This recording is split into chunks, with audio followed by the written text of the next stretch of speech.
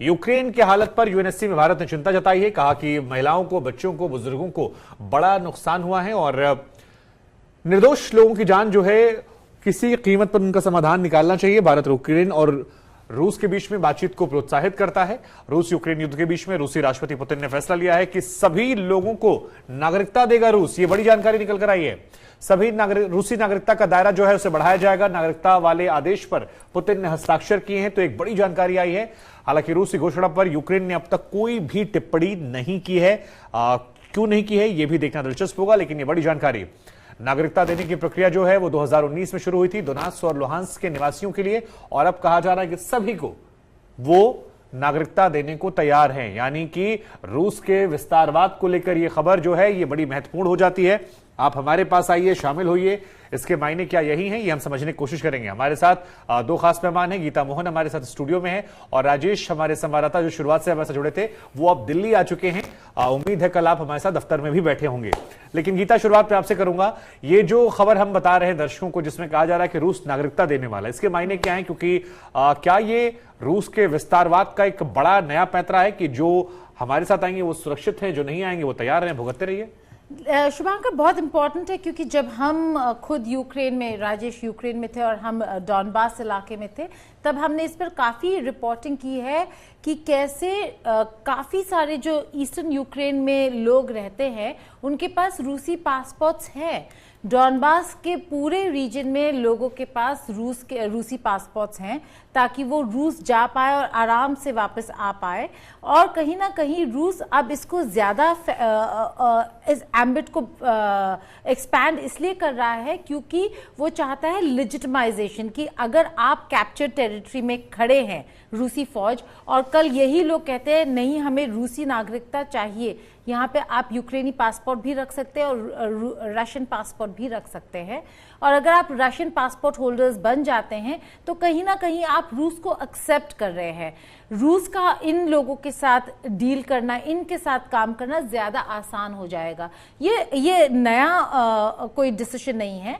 नया डिसीजन इसलिए है क्योंकि वो कह रहे हैं कि नागरिकता देने को तैयार है इस पूरे इलाके में लोगों को, लेकिन ये बहुत पुराना इनका एक प्रोजेक्ट है या फिर एक पॉलिसी है कि अगर यूक्रेनी लोग जो ईस्टर्न पार्ट्स में हैं वो रशियन पासपोर्ट्स रखना चाहते तो रख सकते हैं, और इसीलिए काफ़ी सारे जो यूक्रेनियंस हैं उनके पास रशियन पासपोर्ट्स हैं। राजेश शायद ऐड करना चाहें। राजेश, सवाल इसी को मैं और पूछ लेता हूं। 2019 में शुरुआत कहा जा रहा की गई थी और डोनबास के इलाके के लोगों के लिए कहा गया था, लेकिन अब जब युद्ध के 5-6 महीने हम हैं और उस वक्त ये बड़ी खबर आती है कि हम सभी को पासपोर्ट देने को तैयार है, तो इस सभी के मायने क्या होते हैं? क्योंकि डोनबास से आगे की बात भी चल रही है।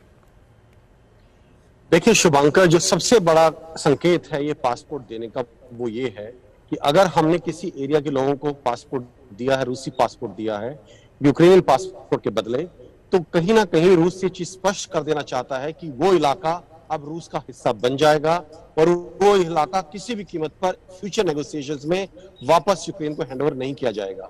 देखिए, जब से युद्ध शुरू हुआ है पिछले 5 महीने में हमने देखा है कि खरसोन रीजन है जो सबसे पहले वहां उन्होंने वहां के नागरिकों को रूसी पासपोर्ट देने शुरू कर दिए थे और अपना एडमिनिस्ट्रेशन वहां बिठाना शुरू कर दिया था।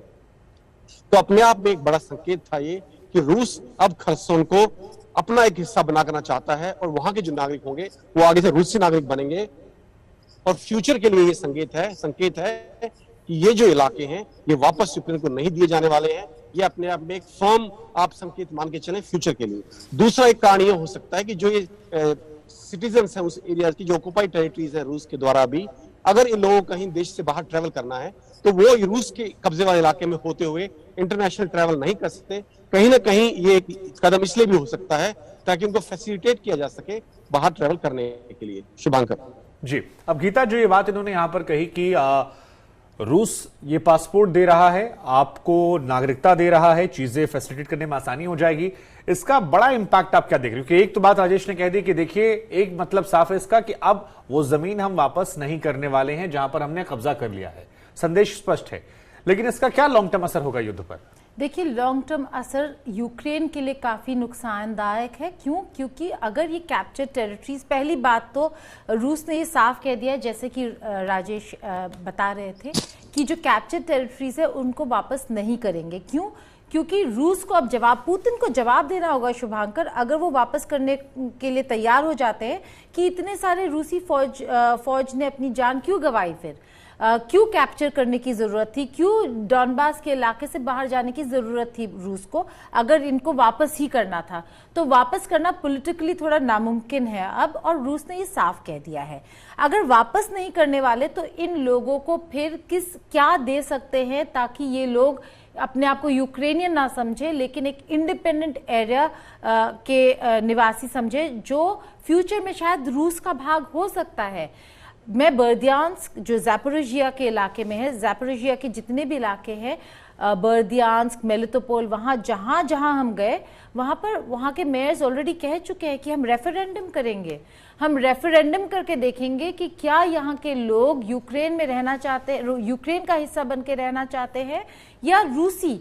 बर्दियांस्क में इनफैक्ट जो एक कम्युनिटी वेडिंग हो रहा था, जो रूसी, जहाँ पे रूसी हिम्स गाए जा रहे थे, रूसी ट्रेडिशन में, क्रिश्चियन ट्रेडिशन लेकिन रूसी ट्रेडिशन में रूसी गाने, यूक्रेनियन गाने नहीं, रूसी गाने गाते हुए वो पूरा चर्च प्रोसीडिंग हुआ और फिर शादी हुई। तो आपको बदलाव ऑन द ग्राउंड नजर आ रहा है ऑलरेडी।